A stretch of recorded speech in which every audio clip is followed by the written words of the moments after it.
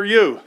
Okay, ladies and gentlemen, the internet is really, really grand. There we go. One more time. The internet is really, really grand. There we go. Okay, so, ladies and gentlemen, Mistress Clarissa.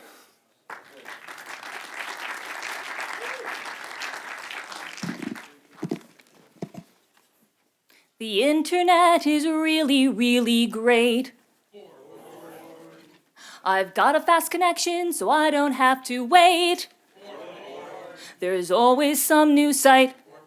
I browse all day and night. It's like I'm surfing at the speed of light. The internet is for porn. The internet is for porn. Why you think the net was born? Porn, porn, porn.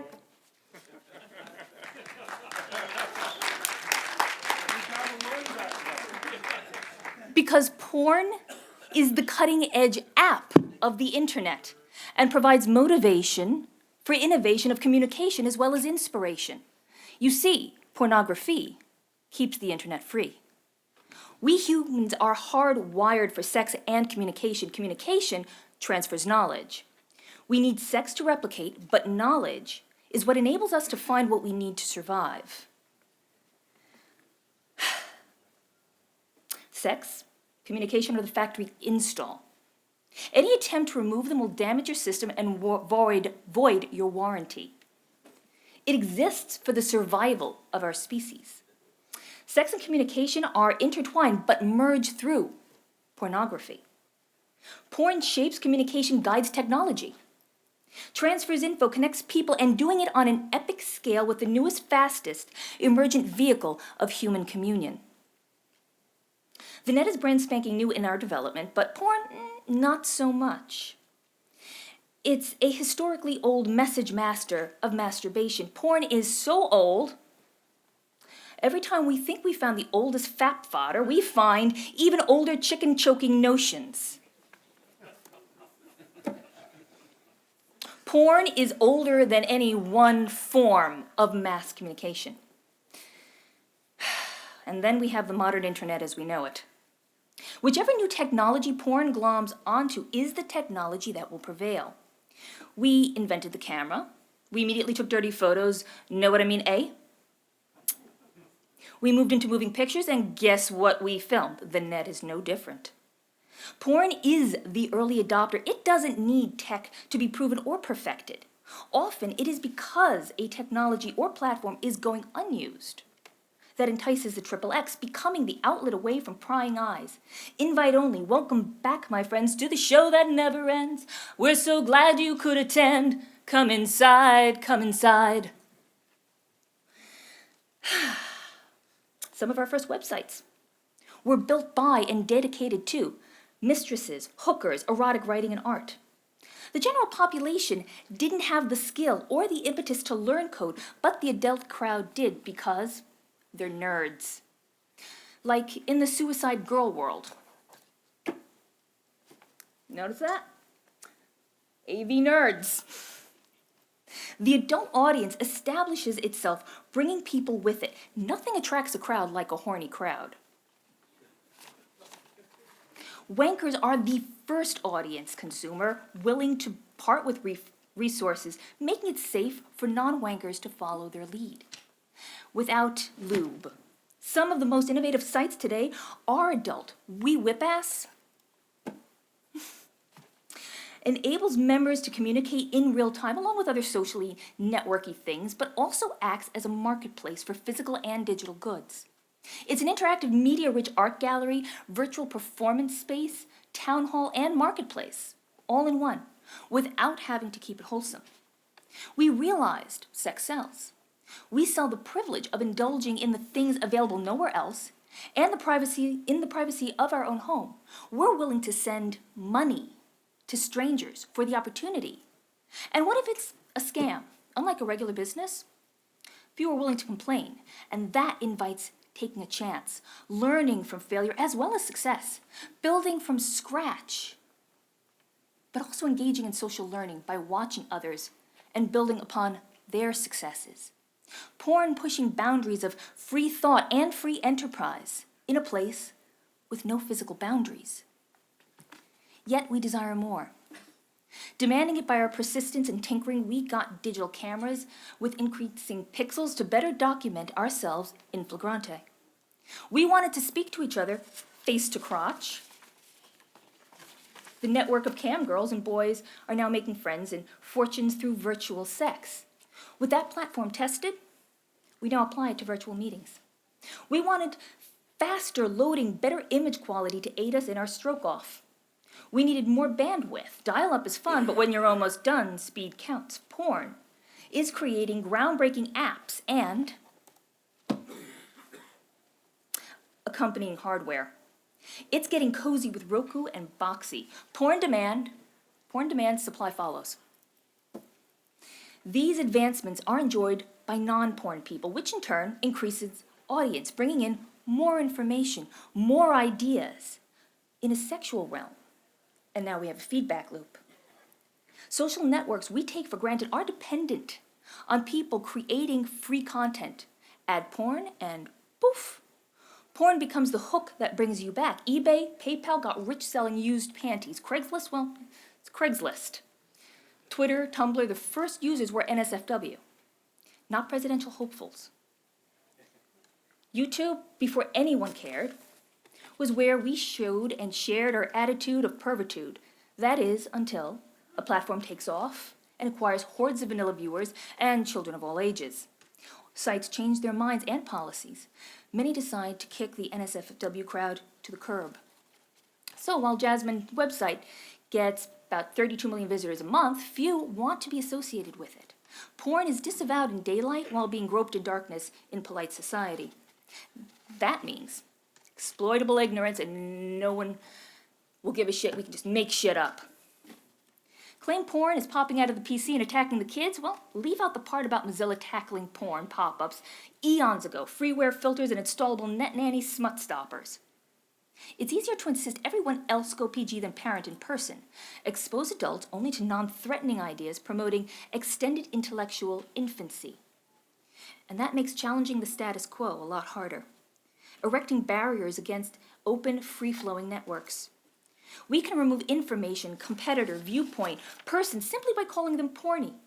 That's a huge base since so many are complicit.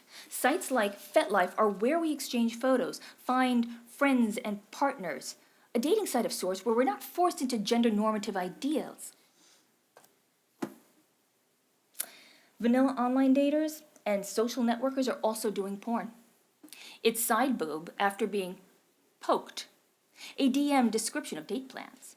They're buying toys online. Happiness, penis hats, a marital aid, or a wardrobe for the 11th inch doctor. Mastectomy survivors post photos of their bare tatted chests on Pinterest. It's all chat roulette. Want to hook up with another leather Mario Brothers to cosplay at Comic-Con? What if you live in part of the US that actively subverts knowledge of sexual health, and now you're at greater risk for AIDS and HIV? You can choose online porn for safe solo action and get accurate health information created by the online adult community. Remember, porn and reproductive health sites share keywords and nudity.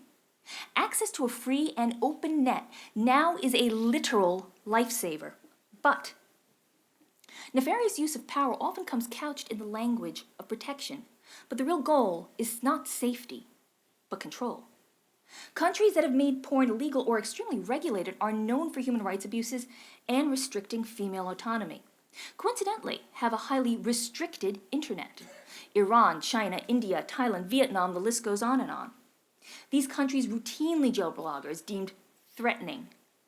China demanded more net accountability, oddly enough, while sex and money scandals by officials got leaked net-wide. This is the most porn-intense time in our history, ever. instantly available for download and streaming in quantities unimaginable. Just a few years ago. And we haven't gotten more violent, we've gotten less. This is the least violent time in our history, but it may not seem that way with media sensationalism that depends on revenue. Owned by a handful of media behemoths. Staccato signals of constant information, a loose affiliation of millionaires and billionaires and baby. Violence against women is down, especially in the most wired parts of our country. Because we have sanitized our history, we don't realize that violence against women and children was common. Men routinely beat and raped their wives, sisters, and daughters, and it was accepted. The term domestic abuse did not exist. New York, 150 years ago, had child prostitutes of both genders in vermin-infested brothels. This is the history we don't know. We need to know. We need to learn. But we need to watch. That is how we learn. Hairless ape see, hairless ape do. Our brains are packed with mirror neurons that activate when we do or see an action. We experience what other people experience. We are Deanna Troi, half betazoid, empathic, built for understanding and compassion rather than fear. Attraction to porn makes more sense than cutting us off from it, from each other, from connecting and the desire for pleasure and knowledge, allowing us to cross-pollinate information.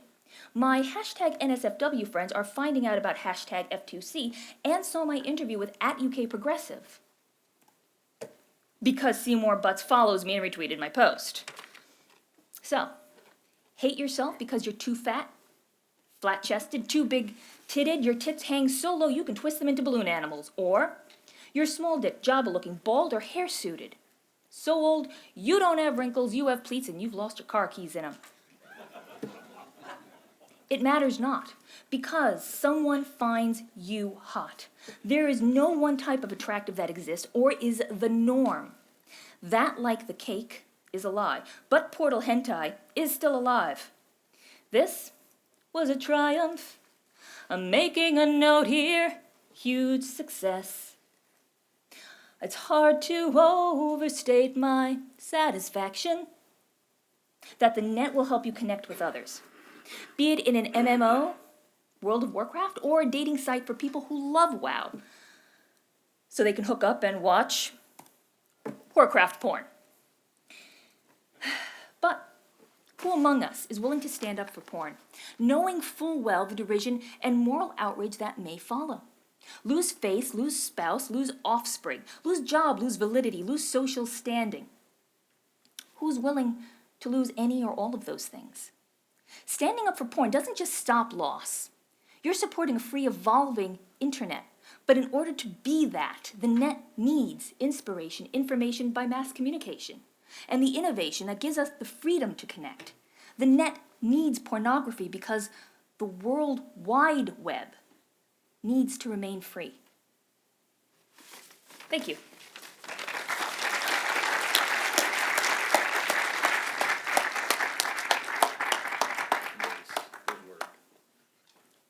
Hey, Mike, why don't you do the next talk? All right. Okay. Will no one speak for We will. How many, has anybody been to another internet conference of any variety whatsoever except online porn where they talked about porn before? 'Cause I haven't. Yeah, a few of you? Okay. In the context of the First Amendment or what? Privacy. Privacy, okay. Well, that's good. What? Porn is the leading edge of porn is the leading edge of internet technology. That discussion topic is a great one, and it's important, but it's been around a long time. Well, okay, very good.